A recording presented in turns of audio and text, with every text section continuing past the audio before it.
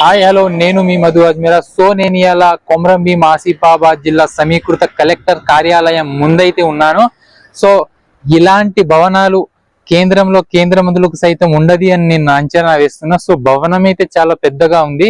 So అభివృద్ధి ఎంతవరకు జరిగింది, ప్రజాక్షేత్రంలోకి వెళ్ళిందా, ఓన్లీ జిల్లాలో అలంకారప్రాయంగానే దానికే పరిమితమైన దానిపై మరో 10 నిమిషాల్లో మీ ముందుకు పెట్టబోతున్నాను.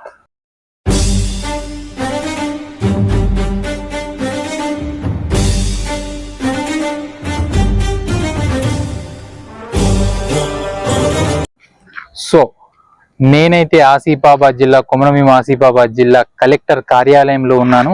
సో కొమరంభీం ఆసిఫాబాద్ జిల్లాలో నిజమైన నిప్పు లాంటి నిజాలు చెప్పాలంటే, సో నేటికి మా పరిస్థితిని మీకు అర్థమయ్యే రీతిలో చెప్తున్నా, ఒక్కసారి వినండి.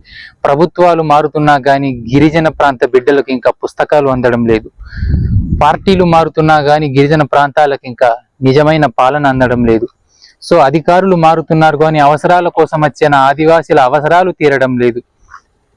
సో జిల్లాలో బహు భవనాలే తప్ప నా బడుగు బలహీన వర్గాల బాధలు తీరడం లేదు.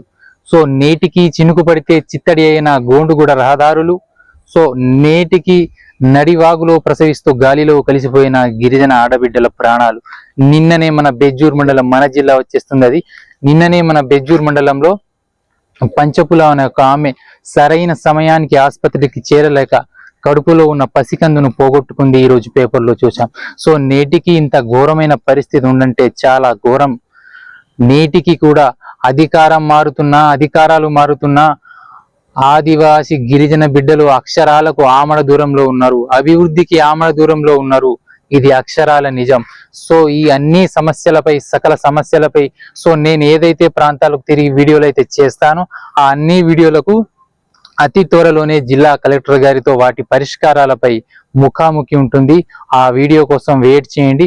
మధు యూట్యూబ్ ఛానల్ సబ్స్క్రైబ్ చేసుకోండి. ఇలాంటి మరెన్నో ఇంట్రెస్టింగ్ వీడియోలతో నేను మీ ముందుకు వస్తాను.